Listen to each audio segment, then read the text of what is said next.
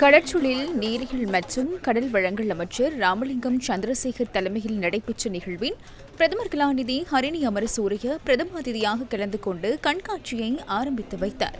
நிகழ்வின் உலக மீனவர் தினத்தை முன்னிட்டு தபால் திணைக்களத்தினால் வெளியிடப்பட்ட நினைவு முத்திரையும் வெளியிடப்பட்டதுடன் மீனவர்களுக்குரிய ஓய்வூதிய திட்டமும் அறிமுகப்படுத்தப்பட்டது. நிகழ்வின் கடற்றொழில் பிரதி அமைச்சர், பாதுகாப்பு பிரதி அமைச்சர், தொழில் பிரதி அமைச்சர், டிஜிட்டல் பொருளாதார பிரதி அமைச்சர், கடற்றொழில் அமைச்சின் செயலாளர், அமைச்சின் அதிகாரிகள், தெற்காசிய நாடுகளின் சிரேஷ்ட பிரதிநிதிகள், வெளிநாட்டு ராஜதந்திரிகள் உள்ளிட்ட பலரும் பங்கேற்றிருந்தனர். இந்த கண்காட்சியில் அலங்கார மீன்களின் அதிசயங்கள், கடல்வாழ் உயிரினங்கள், நவீன தொழில்நுட்பம் மற்றும் பெருந்தளவிலான கடல்சார் பயன்பாடுகள் தொடர்பில் காட்சிப்படுத்தப்படுகின்றன.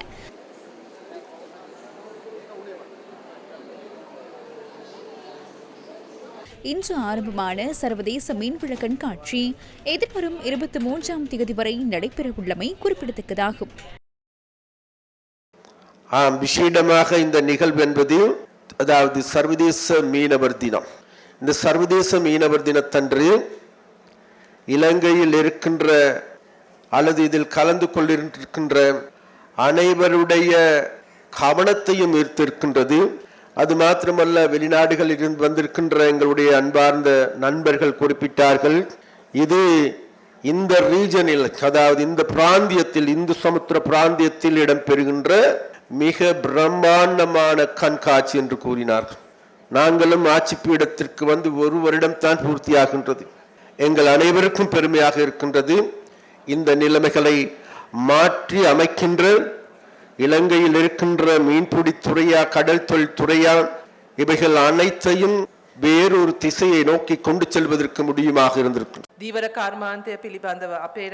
அக்வா பிளானட் ஸ்ரீலங்கா 2025 சர்வதேச கண்காட்சியை நம் நாட்டின் வளமான நாடு அழகான வாழ்வு என்ற கொள்கைக்கு அமைய நாங்கள் எதிர்பார்க்கும் மீன்வளத்துறையில் இலங்கையை உலகளாவிய ஏற்றுமதி மையமாக உருவாக்கும் நோக்கத்தை நிறைவேற்றுவதற்கான ஒரு படியாக பார்க்கின்றேன். மீன்வளத்துறை பற்றிய எமது அரசாங்கத்தின் நோக்கம் என்னவென்றால் நிலையான முகாமைத்துவத்துடன் ஆரோக்கியமான சொத்தை உருவாக்குவதாகும். அதனூடாக அந்த பாதுகாப்பு மற்றும் கிராமிய பொருளாதாரத்தை வலுப்படுத்துதல், இறக்குமதியில் தங்கியிருப்பதை குறைத்தல் மற்றும் கிராமிய ஜீவனோபாயத்தை வலுப்படுத்துதல் ஆகியன இடம்பெறும். அதற்கான நீரியல் தாவரங்கள் மற்றும் மீன்வளத்துறையை உலக ரீதியாக விரிவாக அபிவிருத்தி செய்வது அவசியமாகும். அதற்கான ஒத்துழைப்பை வழங்க அரசாங்கம் என்ற ரீதியில் நாங்கள் தயாராக இருக்கின்றோம் என்பதை இந்த சந்தர்ப்பத்தில் நினைவுபடுத்த விரும்புகின்றேன்.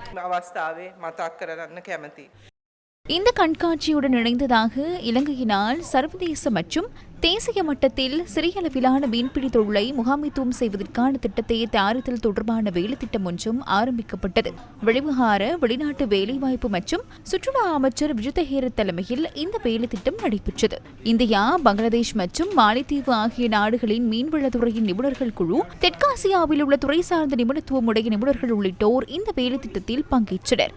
உள்நாட்டு மற்றும் வெளிநாடு சார்ந்த சுமார் 150 கூடாரங்களில் அமைக்கப்பட்டிருந்த இந்த கண்காட்சி காலை 10 மணியிலிருந்து இரவு 10 மணி வரை நாளை மற்றும் நாளை மறுதினம் நடைபெறவுள்ளது.